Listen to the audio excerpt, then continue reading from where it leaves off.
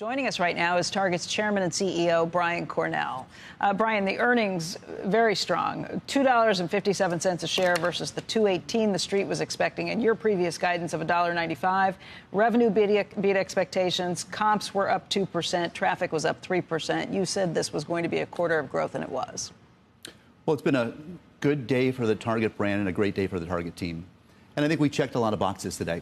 If you look at the P&L, and you reported early this morning, we said Q2 was the time we'd get back to growth, and that would be driven by traffic. Traffic up 3% was a really important marker for us.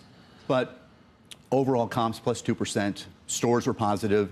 We saw acceleration in digital.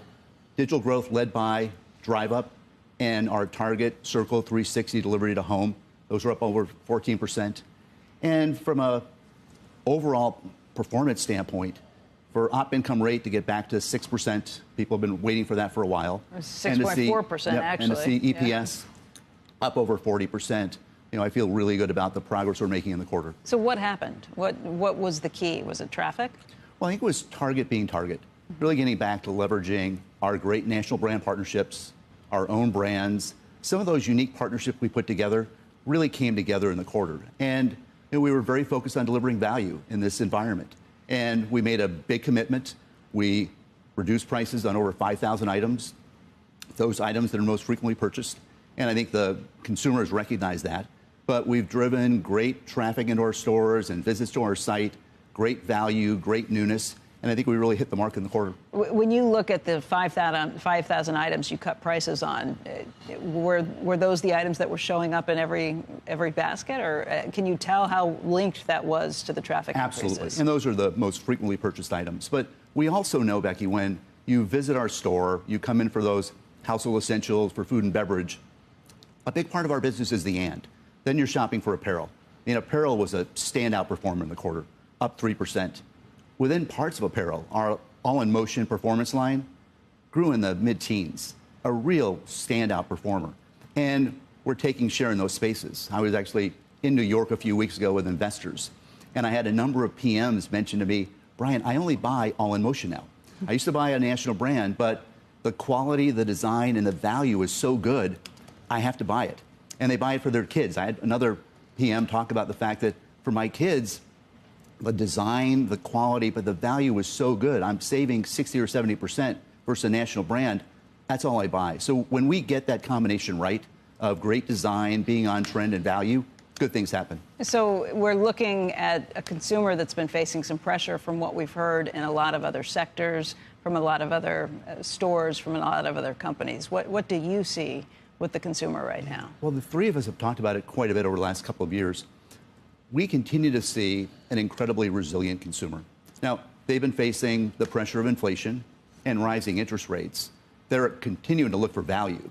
But we've seen a pretty steady consumer environment. I think part of it is we still have a very strong labor market. But a consumer who's managing their budget carefully, they're looking for value, and we're delivering value right now. We have seen some cracks around the edges in some places, whether that's consumer concerns. The Fed survey earlier this week that showed that there were concerns about whether they'd still be employed down the road. Other places where it looks like maybe the jobs number is going to be revised pretty heavily, and we're expecting that number at 10 a.m.